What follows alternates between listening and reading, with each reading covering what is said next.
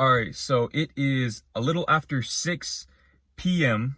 and I have not had breakfast, and I'm sitting in this car with no AC because I want you guys to be able to hear me when I tell you what I'm about to tell you. Bearing that in mind, I'm going to make this video as quick as I possibly can, and I feel like every time I say that, the videos end up being a lot longer than I intended them. It doesn't matter, okay?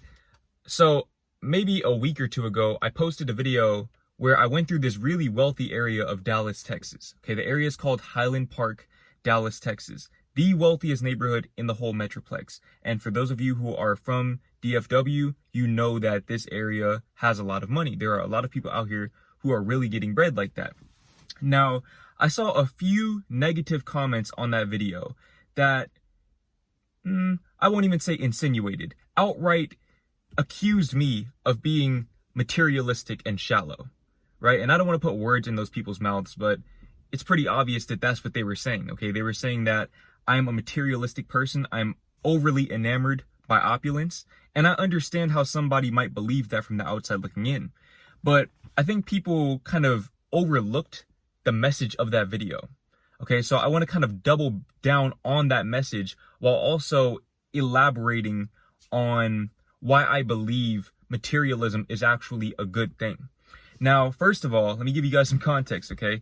It's starting to get kind of hot in this car, so I need to really make this video as quick as possible, but I literally just got back from the Rolls-Royce dealership.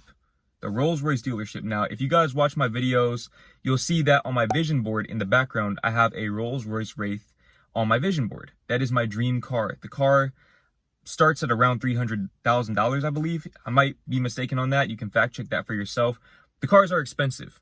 Okay, the reason why I have the Rolls-Royce Wraith on my vision board is because that is not a car that you can get by doing normal things. Okay, by getting a job where you make the average American annual salary and following the suggested financial rules, the 50, 30, 20, or whatever distribution you want, that will not get you a Rolls-Royce in your lifetime. Doing normal things cannot get you a Rolls-Royce in your lifetime. Simply put, you have to do extraordinary things. You have to be extraordinary in your field and become your best version in order to acquire that car, assuming that you're getting that car within your means, which me personally, I do not plan on sacrificing my financial freedom in order to get that car. Now, with that being said, I went to the Rolls-Royce dealership and I gave myself a chance to sit inside of that car for the first time. I basically harassed the salesman with as many questions as I possibly could think of at that time because I wanted to give myself that experience of getting that car. Okay, I wanted to put myself in that mind frame of the version of me that is ready to purchase that car. I even asked for the guy's card at the end because I do plan on purchasing from him when it's time to get that car. Notice I said when, not if, because I'm going to get that car. You see, the reason why I know that I'm going to get that car, the reason why I'm so confident in myself and my ability to get to those levels is because those are not the things that matter to me. You see, and I think that's where people might have misconstrued my affinity for opulence, my affinity for affluence. Okay, it's not about the money. It's not about the things. It's about the growth. Okay, now let me give you guys a perfect example of this. I've been thinking about this for a few days now. When an NBA team wins the championship, they get their trophies, they get their championship rings, and these things are cool. These are things that they probably dream about. They probably visualize holding up that trophy at the end of the season, but ultimately, they could lose the trophy. They could lose the championship ring. They could sell those things, whatever, throw them away, whatever they want to do with them, because they're just things. They're representations of the actual victory, the victory that takes place on the court. And even more specifically and more importantly, the victory that takes place within. The victory that takes place within when you're able to overcome all of the adversity of the NBA season to get to that point where you're able to hoist that trophy. But it's not about the trophy itself. It's about the victory. For example, if I were to go and purchase an NBA championship trophy, it would have absolutely no meaning to me. Even though I would have the actual thing, the tangible object, the tangible representation, I wouldn't necessarily feel the feelings that the person who earned that trophy felt. Okay, so in the same way, if somebody were to give me a Rolls-Royce right now, if I just walked out here one day and in my garage, instead of a BMW, there were a Rolls-Royce Wraith, I wouldn't necessarily feel the satisfaction of having elevated myself and having helped as many people as I helped to acquire that car. Okay, I sat in the car myself today, and it's a great car. But believe me when I tell you that that car is not, I don't care what anybody says. When you talk about price to value, whatever, price to luxury, price to performance, that car is not $300,000 better than the car that I'm sitting in right now. It's simply not. Okay, but like I said, it's not about the value, it's not about the car, it's about what it represents. The Wraith is the pinnacle of luxury, right? Or I guess the pinnacle of luxury for me anyways. I wouldn't drive a Phantom, that car is too damn big for me personally. But my point is that the car is just a car at the end of the day, just like the car that I'm sitting in right now. Okay, I enjoy driving this car. I enjoy the feeling of driving this car because I do like cars. I like to drive cars. That's something that I'm always going to allow myself to indulge in because I've always liked cars, even before I was conditioned to like cars. Okay, through the rap videos and through society and everything like that, I've always just had an affinity for vehicles. So bearing that in mind, like I said, the Wraith, it's a great car and I'll allow myself to enjoy the experience of driving one. But at the same time, it's just a car. It's a trophy.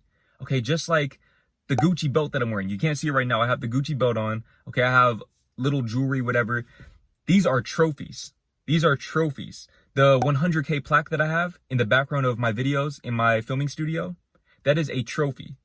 That is a trophy, but ultimately, you could take that away from me. You could even take away my channel today, the 100K. You could take away all of that. But you can't take away that inner victory from me having achieved that. You can't take that growth away. Okay, the person that I am right now is here to stay.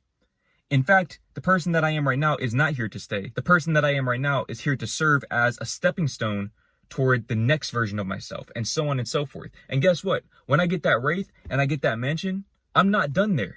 I'm not done because I have a growth-oriented mindset. You see, you don't get to those levels by having a fixed mindset, a fixed mentality, by being complacent in life.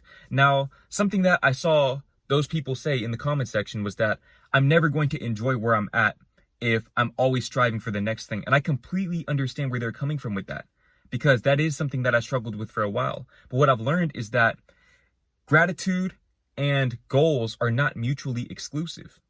Okay, if I had just stayed complacent with where I was a year ago, I wouldn't be here. I wouldn't be in this car. I wouldn't be in my apartment. I wouldn't be wearing the clothes that I'm wearing. I wouldn't be talking to you because my channel would be much, much smaller if it was even still alive at all. Okay, if I was even still posting videos, because complacency kills dreams.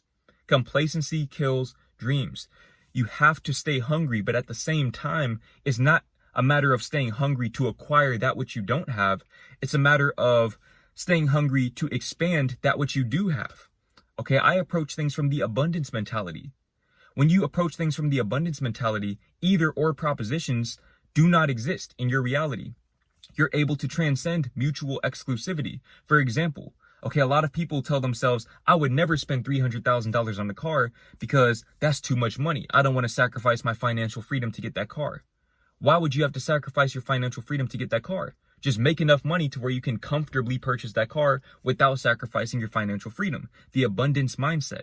You guys have to understand that we are here to be wealthy. We are here to be in love. We are here to experience all of the amazing things that life has to offer. The only thing that is preventing those experiences from being your everyday life is you, your limiting beliefs. Okay, if you have beliefs that materialism and spiritual freedom or financial freedom or whatever else are mutually exclusive, then yeah, you're putting yourself in a position where you're only going to be able to get one or the other. And the chances are you'll probably get neither one because you're operating from the scarcity mindset.